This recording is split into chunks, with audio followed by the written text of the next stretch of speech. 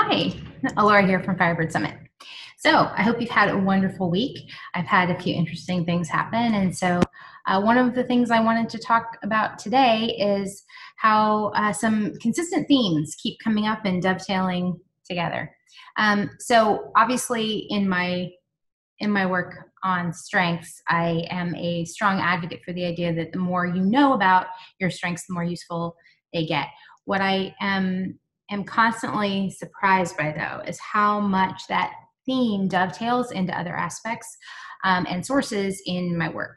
So I also do implementation work for the Entrepreneurial Operating System based on the book Traction by Gino Wickman.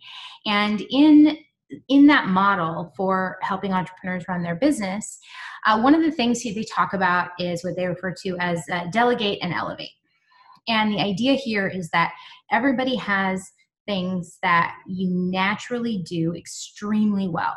And when you can focus on those, that you are more productive, more efficient, more upbeat, and project a far healthier demeanor and attitude, and all of which is contagious.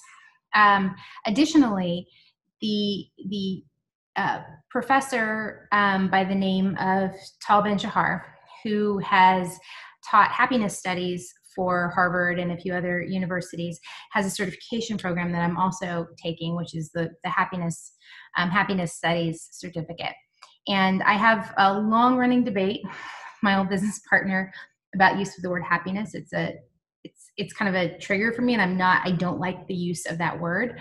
But part of his study, and it's a cross-functional program that really looks at the idea of sort of what Brene Brown would call wholehearted living across multiple dimensions. And he looks at it from across multiple disciplines. So he pulls in content from psychology and philosophy and science, medicine, basically all kinds of different disciplines to start looking at how those things come together to help somebody create kind of what would constitute sort of a wholehearted life, as, like I said, as Brene Brown talks about it.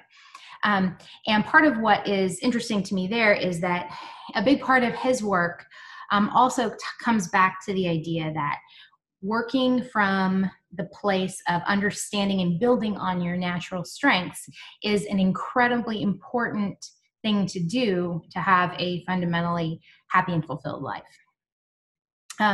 And I love that it is such a consistent theme because I think there are people who don't necessarily stop and think about it.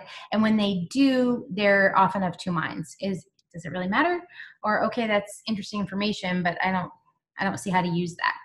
And the truth is, when almost all of us at some point or another experience being kind of in flow, and it's that in the zone state where you are hitting on all cylinders and you completely just cruise through what you need to do, where you're so focused that suddenly you look up and realize that 3 or 4 hours have passed and you haven't even moved because you were so into what you were doing. And the truth is, that's often an indication that you have, one way or another, stumbled into one of the things that is in your natural wheelhouse for your strengths. Now, obviously, not everything is going to fall into that category. No amount of routine things that we have to do in work are always gonna do that for us. But the truth is, we do want to try to find as many ways as possible to do that for a living.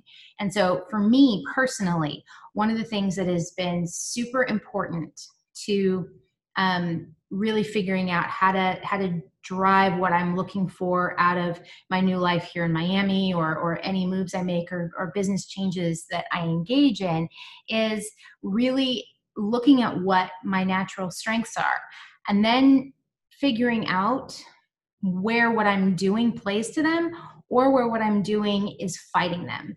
I recently was having a conversation with somebody who I've known for, 20 years-ish. And in our conversations over that time, I've heard her lament certain things about herself.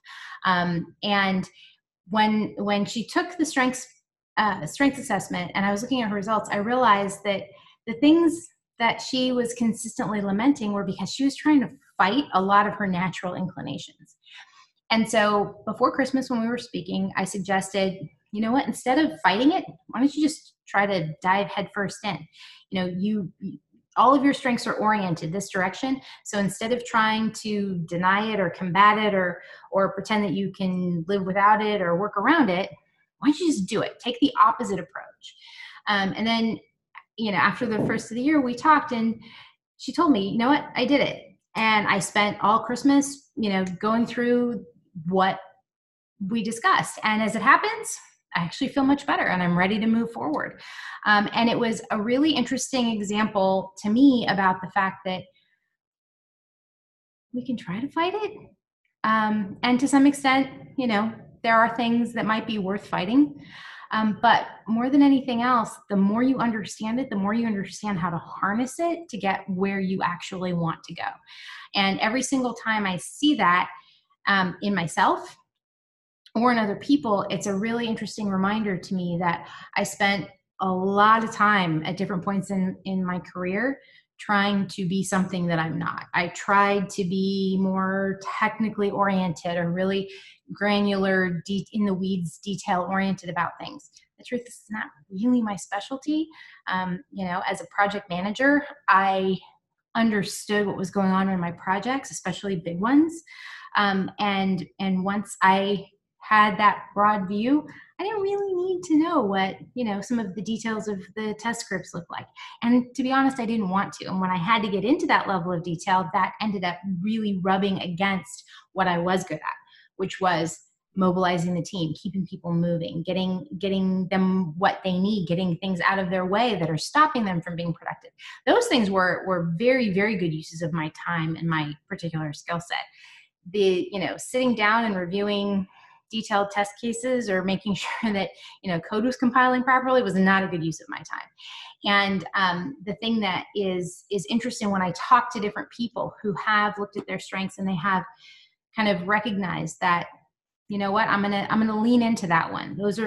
This is a recurring theme in what I'm supposedly naturally good at. So I don't know, give it a try and see. And I consistently see that gets them farther faster than trying to fight it. So my question for this week is, what things do you wish that you were that you're simply not? And is there a way to maybe flip the conversation? Look at what you are good at and see how you make that work for you instead. So I hope you have a fantastic week. And I am traveling next week, so we'll see what the video schedule ends up being. But in the meantime, have a wonderful, wonderful week. Take care.